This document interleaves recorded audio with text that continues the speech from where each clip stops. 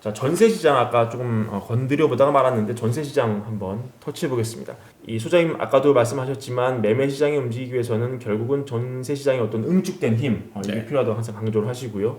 이게 또 응축되는데 시간이 걸린다 항상 말씀하시잖아요. 이 전세 시세가 안정을 찾고 그 이후에 상승 반전해서 치솟는 상황까지 가야지 집값도 움직일 텐데 일단 내년 전세 시장 전망, 내후년 전망 어떻게 보시는지 좀 말씀 여쭙겠습니다. 내년까지는 하락 추세가 이어질 걸로 봅니다. 왜냐하면 사실 전세라는 거는 항상 2년 단위로 계약이 이루어지거든요. 올해 8월 달에 전세 대란이 일어날 걸로 많은 전문가들이 예상을 했던 이유가 바로 2000년 8월 달에 임대차 3법이 첫 적용이 되어서 그때 전세가 폭등이 이제 8월부터 12월 다음 1월 1월까지 전세가 폭등이 이루어졌단 말이에요. 그게 이제 만기가 도래하는 시점이 2022년 8월이었단 말이죠. 그래서 또 폭등하지 않을까 이렇게 이제 걱정을 했었는데 오히려 폭등하는 게 아니고 지금 폭락을 하고 있는 중이죠. 근데 지금 만기가 오기 때문에 그런 거예요. 새로운 계약이 이루어지기 때문에 이제 지금 폭락을 하고 있는 건데 그로 인해서 내년도 그 폭등하던 시점에 계약이 연장돼서 이제 그렇네요. 만기가 돌아오는 상황이라는 거죠. 그렇기 때문에 지금 추세를 내년도 2023년도 계속 이어갈 가능성이 높다라고 보는 거예요. 그리고 지금 굉장히 매물들이 많이 늘어나고 있어요. 전세 매물도 그렇고 월세 매물도 상대적으로 많이 늘어나고 있어요. 근데 참 신기한 게 어디서 이런 매물들이 숨어 있다가 이렇게 쏟아져 나올까? 그래요? 첫 번째는 이게 원래 매매를 하려고 시도를 하잖아요. 그러면 임대 매물을 안 내놓거든요. 매매를 할 물건을 임대를 내놓으면 임대가 맞춰지면 매매를 못 하잖아요. 그래서 매매를 시도했던 매물들은 임대를 안 내놓습니다. 근데 매매를 내놨다가 안 팔리니까 이제 장기 모드로 이제 바꾸는 거죠. 그러면 이때 이제 할 수 있는 게 매매도 내놔보고 임대도 내놓는 겁니다. 그래서 둘 중에 먼저 맞춰지는 거를 선택을 하는 것이죠. 지금처럼 매매 시장에서 매수자가 없는 시장이 지속되고 있으니까 그동안에 매매를 하기 위해서 매매 매물로만 내놨던 그 매물들이 임대 매물로 지금 추려되고 있다. 이런 부분이 첫 번째 요인이고요. 그 다음에 두 번째 요인은 이거는 아주 심리적인 부분인데 예를 들어서 이제 전세가가 가파르게 올라갈 때 임차인들이 어떤 행동을 했는지 여러분들은 기억하시는지 잘 모르겠습니다. 보통 임차인들이 만기가 도래하잖아요. 만기가 도래하면 집을 구하러 다니는 시점이 언제쯤부터 다니죠? 만기. 한 3달 전. 그렇죠. 보통 3달 전후로 해서 집을 알아보러 다니거든요. 그런데 전세난이 벌어질 때 임차인들이 어떤 행동을 했냐면 1년 전부터 집을 알아보러 다녔어요. 그랬습니까? 그러니까 집이 없으니까 미리 알아보러 다녀야 마음이 편한 거죠. 집을 알아보러 다녀서 어디에 물건들이 있는지. 근데 이게 정말 쓸데없는 짓이거든요.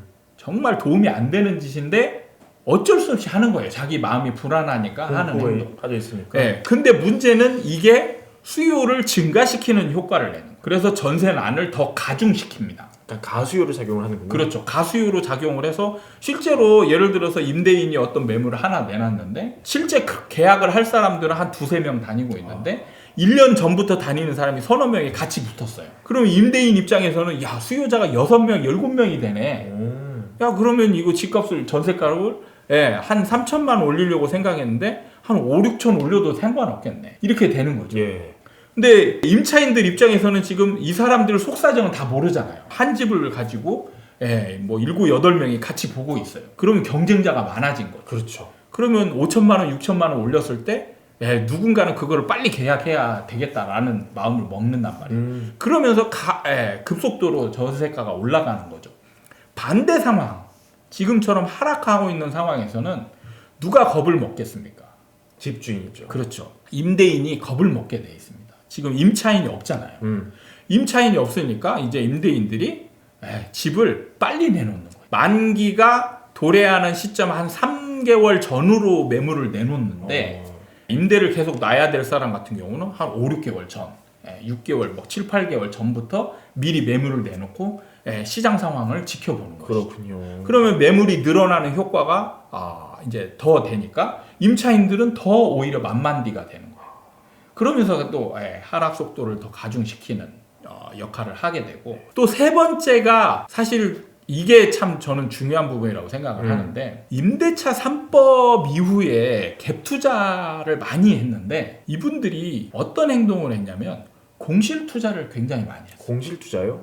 비어 있는 집을 이제 매수를 하잖아요. 네. 그럼 보통 이제 그걸 매수해서 임차인을 맞추잖아요. 그래서 임차인을 안 맞춰지면 전세가를 떨어뜨리기도 하고 했었단 말이죠. 근데 상승장이 오래 지속되다 보니까 이제 투자자들이 자금 여력도 충분해지고, 그래서 매수를 한 다음에 전세가를 맞출 때 잘 안 맞춰지면 전세가를 낮추는 게 아니고 전세가를 내가 원하는 가격에 그대로 놓고 호가를 놓고 버팁니다. 안 맞춰지면 공실인 채로 놔두는 거예요. 잔금 그냥 자기 돈 있는 거 아니면 대출 받아서 잔금 다 치르고 공실로 놔두는 거예요. 공실로 놔둔 채 계속 버티는 겁니다. 이게 상승장에는 이게 가능한 거죠. 계속 상승 추세로 있기 때문에 버티면은 전세가도 어느 정도 누군가는 맞출 테고, 그로 인해서 매매가도 더 상승할 것이고, 이렇게 기대를 하면서 버텼는데 지금 매매가 하락하고 전세가 하락하니까 갑자기 지금 공실로 놔뒀던 이 매물들이 튀어나오는 거예요. 그러면서 지금 전세가를 하락을 가속화시키고 있는 이런 역할을 하고 있는 중이죠. 그렇군요. 네. 그러면 이 적정 전세금이요. 네. 폭등하기 전 전세금이 뭐 A라고 치고 네. 폭등 후에 B가 있으면 이게 균형 가격은 A와 B 사이가 될 텐데 네. A 쪽에 가까운 쪽입니까? 아니면 B 쪽에 가까운 쪽입니까? 지금은 임대차 3법 그 전 가격에 가깝게 사실 지금 형성이 되어가고 있는 중이죠. 그래서 지금 폭락 같은 느낌이 드는, 뭐 강남에서는 뭐 7, 8억이 전세가가 매매가가 아니고 전세가가 7, 8억이 떨어졌다는 둥, 뭐 이런 지금 거래들이 나오고 있는 게, 지금 임차인이 없고 임대인이 지금 굉장히 조급해 있고 겁을 먹은 상태이기 때문에 임차인들이 오히려 여유 있게 가격 협상을 할 수가 있는 그런 상황이 되었기 때문에 지금 어떻게 보면 중간 정도에서 형성되기보다는 오히려 더 낮은 가격 쪽으로 지금 포커스가 맞춰져 있지 않나 이런 생각이 듭니다. 그럼 임대차법으로 한 차례 크게 왜곡됐던 전세 시장이 좀 정상화된 뭐 2년, 3년 뒤에 전세 시장은 좀 어떻게 될 거라고 예상하세요? 저는 이제 정상화가 오히려 어느 정도 이제 진행이 되고, 하락 추세는 아마 내년쯤까지 이어지고 그 다음부터는 어느 정도 이제 안정권에 들지 않겠나 이런 생각이 들어요. 플랫하게 눕게 될까요? 그렇죠. 어느 정도 이제 바로 상승하기는 어렵고, 어느 정도 이제 안정권에 드는 그런 상황이 이제 향후 몇 년 동안 지속이 되면서 그런 상황에서 이제 에너지가 응축이 되는 거죠. 이 월세 시장 분위기도 좀 여쭤보려고 하는데요. 네. 금리가 많이 오르면서 전세 이자를 내는 이 월세가 더 싸다 해서 월세 많이 가지 않았습니까? 네. 금리가 좀 떨어지는 분위기가 포착이 되면은 임대차 시장에서 다시 전세가 월세를 밀어내는 그런 현상이 나오게 될지 궁금하네요. 네, 당연히 그렇게 가죠. 임차인 입장에서는 어쨌건 주거비가 중요하거든요. 어떤 게 적게 들어가느냐, 이게 이제 관건인데, 지금같이 금리가 급격하게 빨리 올라가는 상황에서는 지금 월세가 옛날 가격이거든요. 그러니까 월세로 들어가는 게 훨씬 더 유리한 상황인데, 월세가 이제 그 과정에서 조금씩 올랐단 말이에요. 그러면서 이제 지금 어떻게 보면 이자와 전세 대출의 이자와 월세가 지금 비슷한 상황인데, 사실 임차인 입장에서는 그래도 지금 월세를 선택하는 이유가 앞으로 금리 인상이 좀 계속 지속될 걸로 보기 때문에 이런 상황이 이어지는데, 이제 금리 인상이 어느 정도 멈추게 되면 이자도 안정권에 들게 되고, 그런 다음에 월세랑 비교해보면 월세는 항상 전세 이자보다는 높은 가격에서 형성이 됩니다. 그러니까 추가로 이제 월세는 조금씩 더 올라갈 가능성들이 있죠. 그렇게 되면 임차인은 굳이 월세를 선택할 필요가 없죠. 전세를 선택하게 되는 쪽으로 포커스가 맞춰지지 않을까 이렇게 예상을 해봅니다. 이건 금리가 키를 쥐고 있는 거죠? 네, 지금 임차인 입장에서는 전세 이자와 월세를 비교해서 어떤 게 적게 들어가느냐 비교해서 그쪽을 선택하는 거죠.